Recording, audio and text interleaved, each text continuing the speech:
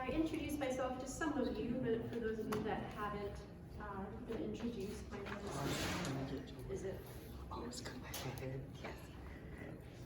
No, you're fine. Go ahead. Okay.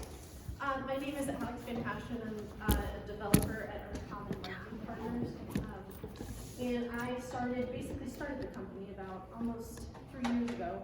And we have grown a lot and brought in really good people. Kaya is also one of my coworkers, and she's also a developer. So I'm going to take it away and start talking about some decisions that you guys can make if you're not a designer to captivate your users. So I know that it is a very hard thing to start off with a brand when you don't have a brand to work with, or you don't know where to begin. And some of these things will help you get started with that. So, how many of you hear the word design and kind of want to just run away? No one? Okay, that's good. Because I know when I started as a student about 7 years ago now, which is crazy. I was in a design class and I just thought, this is the worst thing I've ever dealt with. I just don't know where to begin. And then I met web development and loved it, and kind of started using the same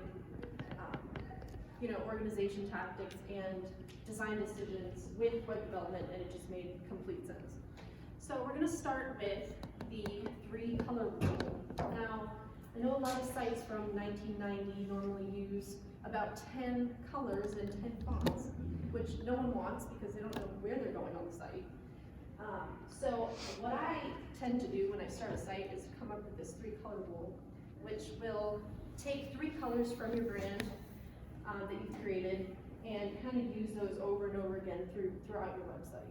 So the first one, as you can see, is this kind of teal color that I have on the site here. And that's going to cover about 70% of your site. The second one is gray, and that's going to cover about 20%. And the third is this like greenish, gray, yellow, whatever it is, that's going to cover about 10% of your site. Now, when someone comes to a brand, they're going to know, oh, that's the Coca-Cola red, or that is the yellow Best Buy symbol, because they get it by just seeing the color. And that's what I really like to enforce when I'm working on a site.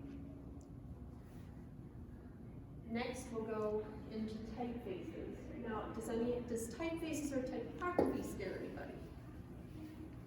No. We love it. What do we say? We love it. Yeah. I get daily You should emails. love it, because it's really fun. I get daily emails from the complex in Boston. I don't know how to use it, but it looks great. So I'm going to give you a really simple explanation. You have serif fonts and sans serif fonts. Serif fonts have more of a decor to them. They have flair. There's something that you look at that and you're like, oh, that's fancy. Sans serif fonts are a little bit more boring, but they're easier for a viewer, and they're easier for a user to use, like on a cell phone or a tablet. They're immediately going to be able to read that context and know exactly what's going on. If you have serif fonts, which are these ones with the little feet on them, and you have that in a body of text, someone's honestly going to go to your site and look at that body copy and just immediately X out, because they're not going to know, they're not going to get anything from that because they're going to be distracted by the font, and that's not what you want. But there are some pros and cons for each kind of font. The pros for serifs would be that they're decorative, they have flair, they're something that, as soon as someone sees anything fancy on your site, maybe it's a restaurant, maybe it's a company that's been around for a long time, you're going to see a serif font. However, like I said before, when you read that serif font in a body of copy, you're not necessarily going to like it because it's harder to read and harder on your eyes. So it can really only be used in certain instances. Whereas sans serif, on the other hand, is great on every device. It's easy to read. It's something that you're going to look at it and know exactly what you're seeing, and you're not really going to have to decipher that font. So the winner for web design, in my opinion, is sans serif because of the readability, the effectiveness, and that it when it dominates your site, people are actually gonna be able to read it. Now, the third design decision that you can make is creating a simple layout. So if you start with a grid, if you start with an asymmetrical grid at the beginning, you're setting yourself up for success with those layouts. Because if you come into a website and you have no idea how you're gonna set it up, and then you go to put something on the page, you're gonna turn into the 1990 website where you have 10 million things all over the place, and no one knows where you're supposed to go. So, what I'm gonna do is show you examples.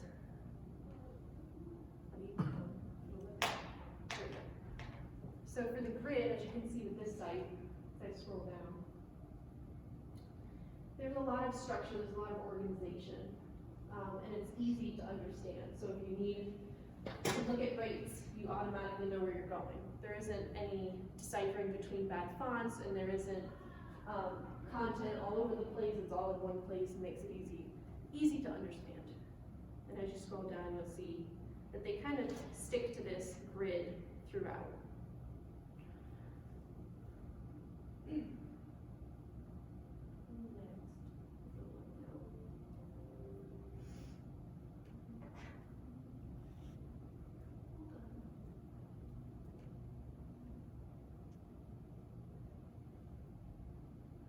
Here's another good example of using a grid for a website. So you have these call to actions at the top, they get people interested, the really fun colors, and then these will redirect you down or wherever on the site. But they're tending to use these boxes, which boxes, in my opinion, are the easiest thing to use to draw a user because it's something that they know and it's something that's easy to read and recognize. I'll show you. So a lot of people in this day and age are using these hover icon service modules, and those are really going to help you as well to kind of call out that information and make it easier to find for your users. Now, I know if you guys have been seeing the trend with overlapping content, which has been happening recently, which I really like. So they're kind of breaking the grid and they're going into this more creative style of website design. And the negative margins with these boxes at the bottom are making it more intricate. So you can see exactly what they're talking about to the right, and then see a little bit more about what they're offering underneath. And then as you scroll, it kind of goes underneath, so there's more creativity to it. It looks like more of a design than just a standard box. And then as you go down, it's kind of similar to the grid, but it's just a little bit more defined. We have an example of asymmetry, which, has anyone actually worked with an asymmetry type layout on a site? Not yet? Okay. So these are pretty cool. So you're still using that organization style that you did with the grid, but you're kind of using the overlap as well to create something that's a little heavier on the right side and a little bit less heavy on the left. And that kind of happens all the way down.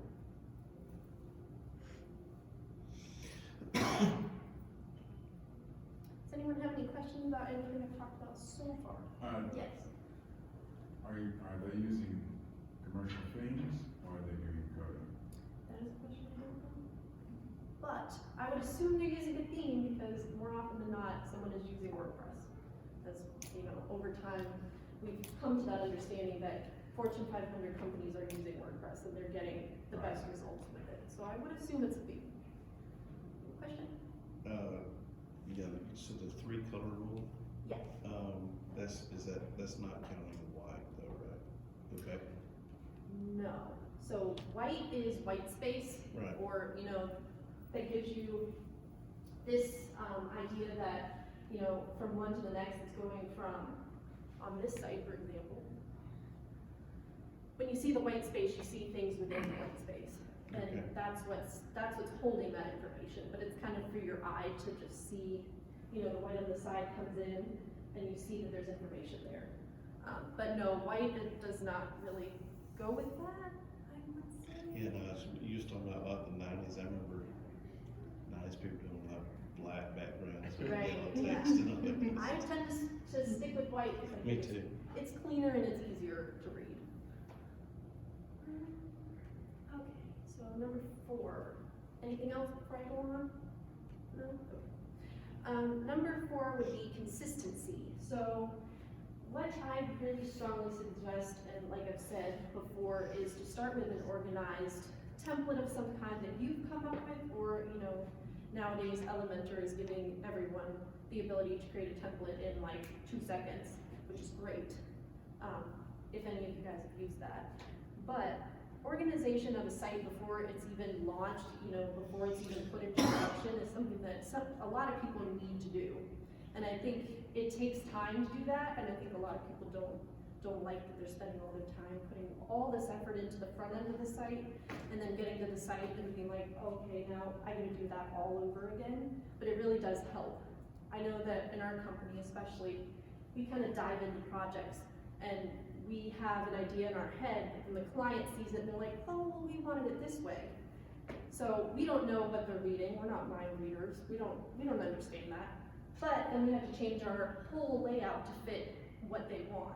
So if you can give them that organization up front, it makes it a lot easier throughout the process. Quick question. Alright, The overlay that where you're stacking things on top of each other, Mhm. can that be done with the page builder like Elementor? That's what you're using to do that, right? Mhm. Yeah, Yeah. I created this whole site with Elementor. Yeah, you just use negative margins. Oh, Put a okay, negative that makes, margin on it. yeah, that makes sense. The next part of consistency would be placement. Like I've said before, if you've looked at a 1990s website or anything after that, a little bit after that, people don't understand that placement is key. If you have an apply now button in the top right corner, and it's there at the beginning, it should be there the whole way through, because someone's gonna go to that site and be like, oh, well, it used to be here, but now I have no idea where it is, and they're gonna get frustrated. So you wanna make sure that your placement of objects, of modules, stays consistent across the site. And then, as we enter into coordination, you'll wanna bring those design elements that I talked about earlier in order to coordinate that throughout the site. So your button colors will stay the same. Your iconography is gonna stay the same. The header sizes are gonna stay the same. You're gonna want this site to come together as a whole so that that person that comes to it knows that, okay, I'm on this site, now I'm clicking to a next page, and I'm gonna see that same style and know that I'm where I need to be. They're not gonna get confused and think, oh, well, now I have no idea where I am. And lastly, you as a developer or beginner or designer or whoever you are needs to look at the responsiveness of sites. And just as I've said before,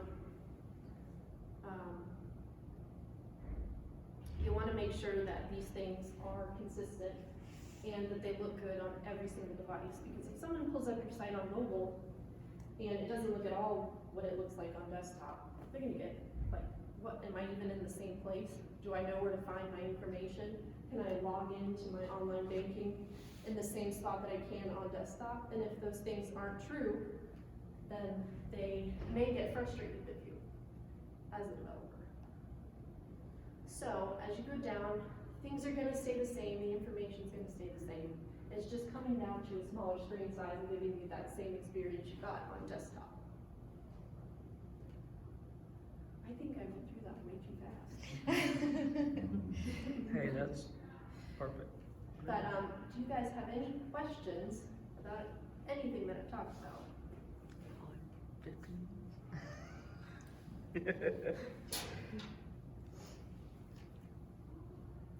I was also gonna show you a couple examples of sites that may make you crazy.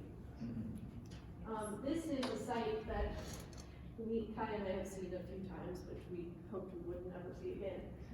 But these colors are just horrible. Like, you can't read them. This green color isn't even a part of their logo to begin with, so I'm not sure why they decided to make that like the dominant color here. It's flashy. It's flashy, yeah, you won't forget this site, but you probably don't. Maybe it glows in the like dark. Pardon? Maybe it glows in the dark. Yeah, maybe. But they've used these serif fonts that, you know, no one should be using, especially trying to call out something about an annual percentage.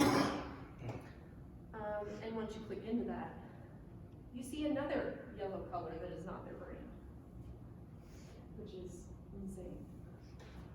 Another thing that's, when I was talking about the white background, but another thing that's really popular this year and it's getting a lot of attention is like dark modes, particularly for mobile devices. 'Cause, I know you don't necessarily want to be using white on black because that's harder on the eyes, but Right. is there any thoughts on that? I haven't actually looked into that or used it on my own, but you're right, I have noticed that a lot of, especially Apple, has been using that dark mode for everything. And I've noticed that when you are on Safari or you're on anything related to Apple on your phone, you can now view it in a reader mode, so it makes it a little reader bit mode. easier Yeah. to decipher what's going on the site, which is great. But yeah, that's all I know of that. Have you heard of that? No? No. Okay. And then this. Heard of dark mode or heard of it being used in what context? I guess so what's being used on here now is people are using it on their phone and at like 6:30 p.m.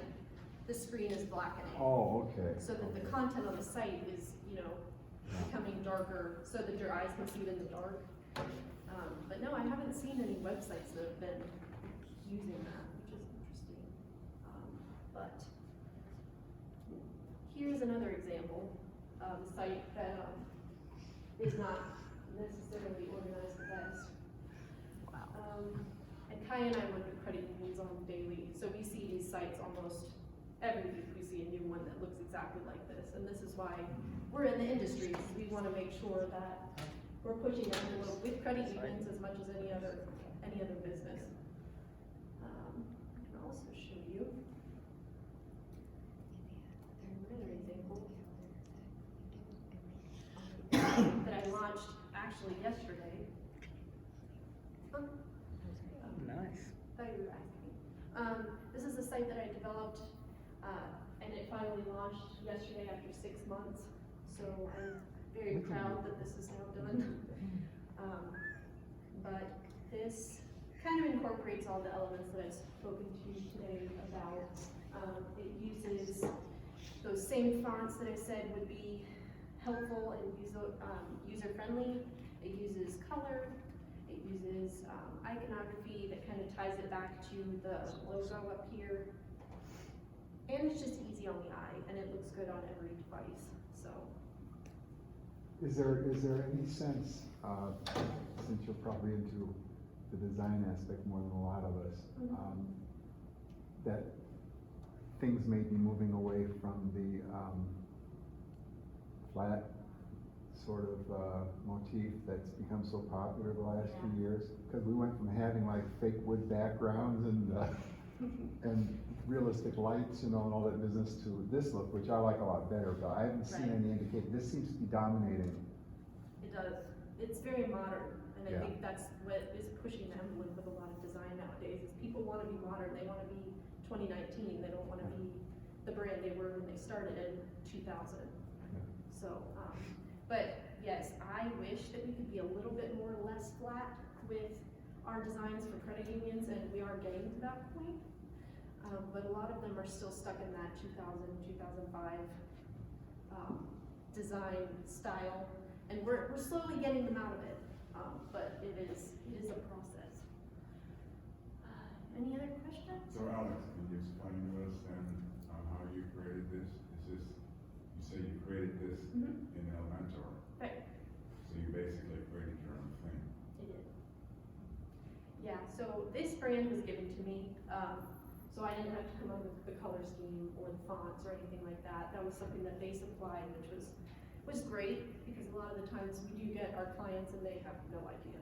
Or they're in the middle of a rebrand and then they're like, oh, but this is gonna change in 2 months. So you have to kind of think about those things when you're designing. But yeah, so the crowns mimic the logo, the colors mimic the logo, the fonts that they put on here also mimic the brand. But these images and, you know, the way that I set up the site is all my own, the design of it. So you decided on the, use different serifs and sans serifs to see difference? I did. Yeah, so I pulled, if you can see, there's a serif font down here on their logo, and I did pull that out and use that more on this site, which I think works. In this instance, it works. Yeah. I think serifs generally work better if they're larger. Yeah, like the logo. I agree. So when somebody gives you a logo, right, and they already have their brand and everything, and they already have their fonts and everything, but you find that the font they use is not web friendly, how do you go about trying to figure out, like, compare fonts to see which one you're going to use? Because I know Google, you can use Google and Typekit within Elementor, but like if it's not either one of those. Right. What I'll do is I'll put it through like a type or typography kind of thing that shows you exactly what it would look like in the web side. So it may not be exactly to what the brand was. Like this one was, because it did happen to be a web font, which was awesome. But some of them aren't, so I have to get it as close as I can so that it'll show up on all places. Do you have a specific website that you go to? You guys asked me. Yeah. It's something to do with Google, I know, because Is Google it? has one. Okay. Yes, but I don't remember the exact URL. So this is the home page. The internal pages all kind of are set up the same as well, and but they all tie back into that brand. They make it easy to understand, to look at, and I think that this, in comparison to what they had before, is a drastic change. So here's another question. It's Elementor specific. So, and I just figured out how to do this like 2 websites ago. How to create like a default, like standard page layout, and make like all your headers the same size and all that. Is that what y'all do? Like, yeah. So if they want to change the height or whatever, you can change it all in one place, and Right. yeah. And it's been a little bit, like you said, it was just like found out that you could do that. Because Yeah. in the beginning, I was like, do I have to go in every time and change the font size? Yeah. Like, this is insane. Yeah. But yeah, they've made the global Yeah, tools that have really helped. The theme builder seems to change the game. Yeah. This is kind of a e-commerce related question, but it can be like a service on the website too. As far as like design, is there anything that is any design practice that is good for drawing attention to something that's new? Like an e-commerce, like, oh, we want to really push this product big online, and so we want to catch their attention when they we got this service over here they want to be aware of, and it's like a new bit of news without doing like some kind of flashy ticker or big giant bold thing or something. Yeah. I don't know if it's like any kind of particular advice, like with the color scheme or like the asymmetrical or. So what a lot of people have done in the past, which I think has been, not as effective, is they'll have a homepage banner that says all the information that they want about this particular thing that's come up on their site that is new, and then they have a click that goes to an internal page that kind of lays out the same information, but it's informational, and it's something that you can read and go through and, oh yeah, this is a brand new feature, but if it's not shown to you, like you're saying at the beginning, someone may just like completely skip it. So you'll want it to be something that stands out in the most successful way, which I would say is not a homepage banner.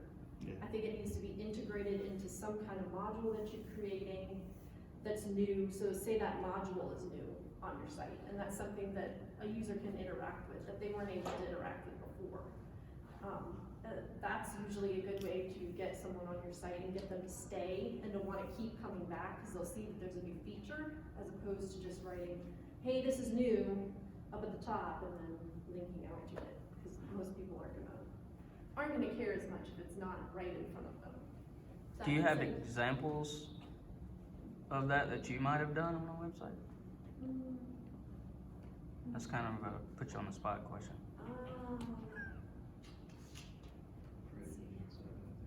Yeah.